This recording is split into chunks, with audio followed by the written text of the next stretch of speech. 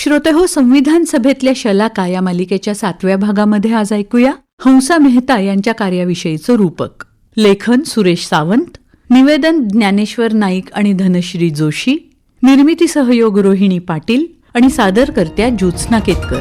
स्त्री शक्तीच्या भूमी मधुनी प्रसवे मानव जात, तिच्या उन्नतीसाठी श्रमली रात्रंदिन स्त्री जात. अम्मो दुर्गा अशा शलाका स्वातंत्र्यास्तव लढल्या, नारी समता समाजोन्नती या ध्येयास्तव जगल्या. जग हे पुरुषांचं असतं, स्त्री त्याला सहाय्यकारी. हा विचार इतका भिनलेला असतो मनात की माणूस म्हणायचा असतानाही तिथं पुरुष उल्लेख केला जातो. मानवतेचं मूल्य सांगतानाही आदमी हूं आदमी से प्यार करता हूं असे आपल्या एका हिंदी सिनेमातल्या गाण्यातले बोल आहेत. इंसान हूं इंसान से प्यार करता हूं असं म्हटलं जात नाही. आपल्याकडं मजुरीचा दर सांगताना बाईचा आणि माणसाचा असं सांगतात. दिवसा काही चौकशी करायला गावात गेलं, आता गावात बायाच आहेत, माणसं मिळणार नाहीत, रात्री या असं ऐकवलं जातं. माणूस हा पुरुष शब्दाचा प्रतिशब्द केवळ नाही आणि तो तसा सहजही नाही. बाईला माणूस मानायला नकार देणाऱ्या खोल रुतलेल्या विचार परंपरेचा तो आपल्या नकळत होणारा आविष्कार आहे. हे आजचं वर्तमान आहे.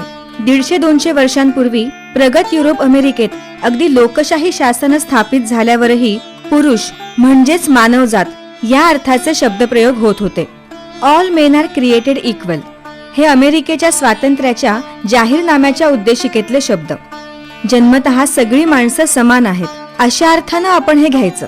वास्तविक सगळे पुरुष जन्मतः समान आहेत असा त्याचा शब्दशः अर्थ होतो. पुढे 1947 मध्ये मानवी अधिकार विषयक संयुक्त राष्ट्रांचा आयोग मानवी अधिकारांचा वैश्विक जाहीरनामा करायला बसला.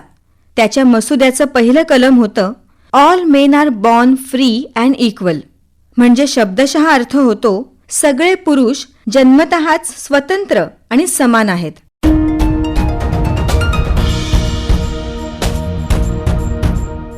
संविधान सभेतल्या ज्या 15 जणींची आपण ओळख करून घेत आहोत त्यातल्या हंसा मेहता या आयोगावर भारताच्या प्रतिनिधी म्हणून होत्या. त्यांनी या विरोधात युक्तिवाद केला. सर्व पुरुष या शब्दरचनेचा स्त्रियांचे अधिकार रोखण्यासाठी वापर होऊ शकतो असं सांगून लिंगनिरपेक्ष शब्द वापरण्यासाठी आयोगाच्या सदस्यांचं मन वळवण्यात त्या यशस्वी झाल्या. आता मेन च्या जागी ह्युमन बीइंग्स घातलं गेलं. आता सर्व पुरुष असा उल्लेख गेला, त्या जागी सर्व मानव असं झालं. जागतिक निवेदनांची परिभाषा कायमसाठी लिंगनिरपेक्ष झाली. हंसा मेहतांचं हे अत्यंत मोलाचं आणि भारतीयांना अभिमानास्पद असं योगदान आहे. त्यांनी राजकारण केलं, त्या लेखिका झाल्या, विविध महत्वाची पदं भूषवली. मात्र या सगळ्यांमधून जाणारा त्यांच्या विचारांचा मज्जाराज्जू म्हणायचा तर तो स्त्री पुरुष समानता हाच होय. 3 जुलै 1897 रोजी जन्मलेल्या हंसा मेहतांची वाढच पुरोगामी कुटुंबात झाली. आजोबा नंदकिशोर मेहता सुप्रसिद्ध प्रशासक, समाजसुधारक आणि लेखक होते. ते स्त्री शिक्षण, विधवा विवाह यांचे पुरस्कर्ते आणि जातीभेदाचे विरोधक होते. प्रार्थना समाजाशी त्यांचा संबंध होता. हंसाचे वडील मनुभाई मेहता हेही सुधारकी विचारांचे होते. बडोदा महाविद्यालयात ते कायदा, तत्वज्ञान आणि तर्कशास्त्र शिकवत असत. पुढे ते बडोदा संस्थानाचे 11 वर्ष दिवाण होते. बडोदा संस्थानाचे अधिपती सयाजीराव महाराष्ट्र त्यांच्या प्रगतिशील विचार आणि कार्याबद्दल प्रसिद्धच आहेत. बालविवाहाला बंदी तसंच अस्पृश्यता निर्मूलन करणारे कायदे महाराजांनी आपल्या संस्थानात केले होते. प्रगतिशील विचार आणि संस्कारांचं असं पर्यावरणच हंसा मेहतांना लाभलं होतं. त्यांचं शिक्षण सयाजीरावांनी स्थापन केलेल्या मुलींच्या शाळेत झालं. बडोदा महाविद्यालयात त्या तत्वज्ञान शिकल्या. 20व्या शतकाचा हा सुरुवातीचा काळ आहे. हंसा धरून 3च मुली महाविद्यालयात होत्या. बाकी 6 अध्यायी आणि प्राध्यापक पुरुष. त्यांना या प्रकारे आपल्या आसपास वावरणाऱ्या मुलींची सवय नव्हती.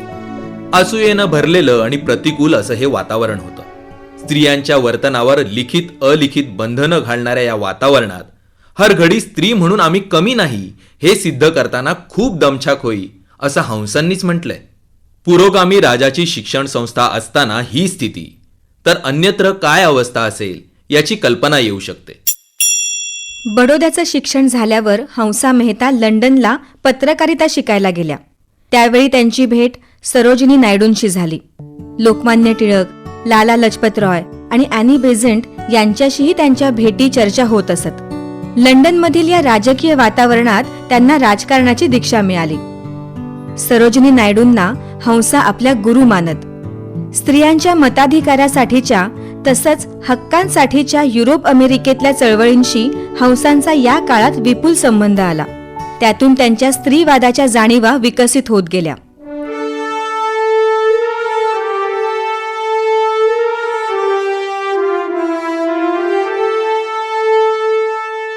हंसा भारतात परतल्या तेव्हा गांधीजींच्या नेतृत्वाखाली राष्ट्रीय स्वातंत्र्याच्या चळवळीनं जोर पकडला होता.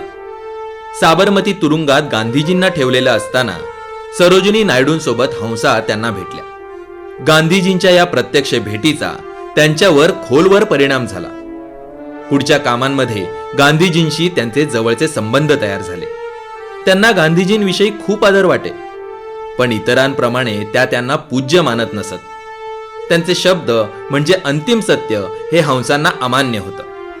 आपण स्वतः विचार करून आपलं मत ठरवायला हवं ही हंसांची भूमिका होती. याच दरम्यान गांधीजींचे डॉक्टर असलेल्या जीवराज मेहतांशी हंसांचा संबंध आला. सयाजीराव गायकवाडांनी त्यांना बडोद्याचे मुख्य वैद्यकीय अधिकारी म्हणून नियुक्त केलं. पुढे ते बडोद्याचे दिवाणही झाले. जीवराज मेहता आणि हंसा यांनी लग्नाचा निर्णय घेतला. मात्र तो हंसांच्या घरच्यांना, विशेषतः आईकडच्यांना मंजूर नव्हता, कारण दोहोंच्या जाती वेगळ्या. हंसा ब्राह्मण आणि जीवराज वैश्य. हंसांना जातीतून बहिष्कृत करण्याची धमकी आली, पण त्या नमल्या नाहीत. उलट मी स्वतःच जातीच्या बाहेर जाते आहे, मी जात मानतच नाही असं प्रत्युत्तर त्यांनी दिलं.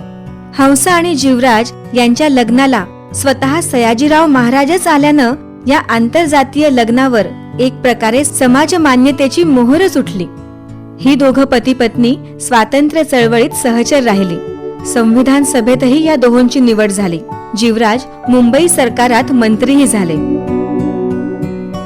हंसांनी चळवळीतल्या आपल्या प्रारंभिक कामात एक तरुण स्त्रीवादी म्हणून ठसा उमटवला. भगिनी समाज आणि अखिल भारतीय महिला परिषद या संघटनांशी त्या संबंधित होत्या. त्यांचे अनेक विचार चळवळीतल्या तत्कालीन कार्यकर्त्यांना अतिक्रांतिकारक वाटत. काळाच्या पुढं दृष्टी असलेल्या हंसांचं म्हणणं त्यावेळी जरी स्वीकारलं गेलं नाही, तरी चळवळीतल्या नव्या पिढीला ते लक्ष्य म्हणून उपयोगी होतच.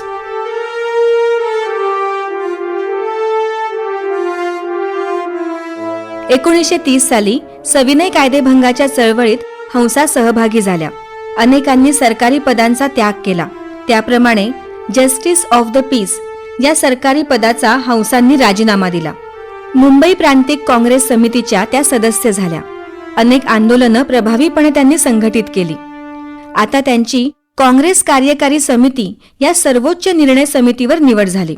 स्वतंत्र मतदारसंघाऐवजी वाढीव राखीव जागा देणारा पुणे करार 1932 साली महात्मा गांधी आणि डॉक्टर बाबासाहेब आंबेडकर यांच्यात येरवडा येथे झाला. या ऐतिहासिक पुणे करारावर सह्या करणाऱ्यांमध्ये हंसा मेहतांचा समावेश आहे. काँग्रेसच्या एक प्रमुख नेत्या झालेल्या हंसांना ब्रिटिश सरकार विविध आरोपांखाली तुरुंगात टाकू लागलं. संविधान सभेतल्या या सर्वच महिलांच्या तत्व कठोरतेची उदाहरणं आपण पाहत आलो आहोत. 1936च्या प्रांतिक निवडणुकांमध्ये महिलांना राखीव जागा होत्या, पण महिलांच्या राखीव जागांना धोरण म्हणूनच विरोध असलेल्या हंसाबाईंनी राखीव जागेवर उभं राहायला नकार दिला. त्या सर्वसाधारण जागेवरून कायदे मंडळावर निवडून आल्या. तथापि दुसऱ्या महायुद्धात जनतेच्या सहमतीविना भारताला उतरवणाऱ्या ब्रिटिशांचा निषेध म्हणून सगळ्या प्रांतिक विधिमंडळांवर निवडून आलेल्या काँग्रेस सदस्यांनी राजीनामे देण्याची भूमिका घेतली. त्यानुसार हंसा मेहतांनीही राजीनामा दिला आणि ते युद्धविरोधी प्रचारात उतरल्या. लवकरच वैयक्तिक सत्याग्रही म्हणून आंदोलन करताना त्यांना सरकारनं 5 महिने तुरुंगात टाकलं. 1945 साली अखिल भारतीय महिला परिषदेचं वार्षिक अधिवेशन झालं. हंसा मेहता त्याच्या अध्यक्ष होत्या. जो मुद्दाच कोणाला वाटत नव्हता, ज्याची अलीकडे थोडीफार चर्चा होऊ लागली आहे, तो गृहिणींच्या घरकामाचा मुद्दा त्यांनी आपल्या अध्यक्षीय भाषणात छेडला. आपण गृहिणींच्या या कामाची कधीच दखल घेत नाही हे त्यांनी ठळकपणे अधोरेखित केलं. 1946 साली मुंबई प्रांतातून हंसा मेहता संविधान सभेवर निवडून गेल्या. तिथल्या चर्चांमध्ये भागीदारी करताना त्यांनी कळीचा मानलेला मुद्दा होता वैयक्तिक कायदे रद्द करून एकच एक धर्मनिरपेक्ष कायदा करणं, एकरूप नागरी संहिता. ती प्रगतिशील हवी याबद्दल त्या दक्ष होत्या. त्या म्हणतात, आपल्याला हवी असलेली एकरूप नागरी संहिता ही आताच्या वैयक्तिक कायद्यांच्या बरोबरीनं अथवा त्यांच्या पुढे असावी, अन्यथा ते प्रतिगामी पाऊल ठरेल, कोणालाच ते स्वीकारार्ह असणार नाही. हिंदू कोड बिलालाही त्यांनी पाठिंबा दिला. त्यांना अपेक्षित समानतेच्या सगळ्याच मुद्द्यांना ते स्पर्श करत नसले तरीही हे क्रांतिकारी पाऊल आहे असं त्यांचं मत होतं. ते मंजूर न होता निवड समितीकडे सोपवलं गेल्यावर त्यांची प्रतिक्रिया होती, आपल्या पिढीचे पूर्वग्रह पुढच्या पिढीच्या पायातल्या बेड्या बनता कामा नयेत.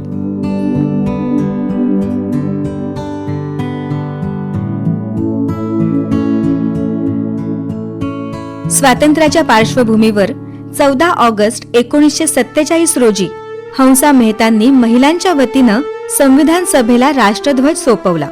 स्वातंत्र्यानंतर महिलांचे अधिकार आणि शैक्षणिक सुधारणा या त्यांच्या प्राधान्याच्या कामात त्या व्यग्र झाल्या. जिथं त्या शिकल्या त्या बडोद्याच्या महाराज सयाजीराव गायकवाड विद्यापीठाच्या कुलगुरू झाल्या. युनेस्को सारख्या अनेक आंतरराष्ट्रीय संस्था परिषदांमध्ये त्यांनी भागीदारी केली.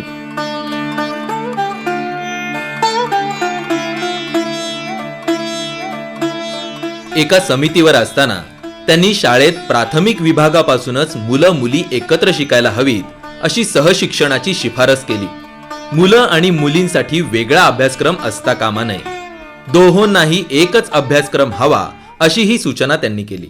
1964च्या शिक्षणासंबंधीचं नवं धोरण मांडणाऱ्या कोठारी आयोगानं या सूचना स्वीकारल्या.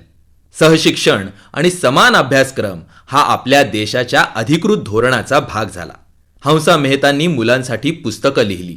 1959 साली पद्मभूषण पुरस्कार देऊन भारत सरकारनं त्यांना गौरविलं.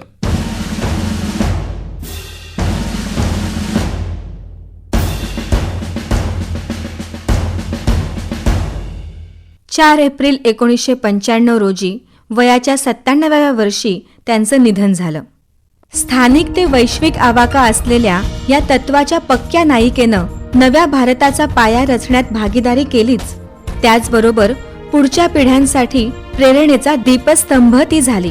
अम्मो दुर्गा अशा शलाका स्वातंत्र्यास्तव लढल्या, नारी समता समाजोन्नती या ध्येयास्तव जगल्या. स्मरणतयांचे देल ऊर्जा पेलाया आव्हाने, नव्या युगाच्या नव्या पथावर चालाया निष्ठेने. संविधान सभेतल्या शलाका या मालिकेच्या 7व्या भागामध्ये हंसा मेहता यांच्या कार्याविषयीचं रूपक आज आपण ऐकलं. लेखन सुरेश सावंत, निवेदन ज्ञानेश्वर नाईक आणि धनश्री जोशी. शीर्षक गीत आसावरी काकडे. शीर्षक गीताचं संगीत सोमेश नार्वेकर. ध्वनिप्रभाव परीक्षित भातखंडे. निर्मिती सहयोग रोहिणी पाटील आणि सादरकर्त्या ज्योत्स्ना केतकर. श्रोतेहो, ही आकाशवाणी मुंबई केंद्राची निर्मिती होती. या कार्यक्रमाचा पुढचा भाग आपण ऐकू शकाल पुढच्या मंगळवारी सकाळी 9 वाजता.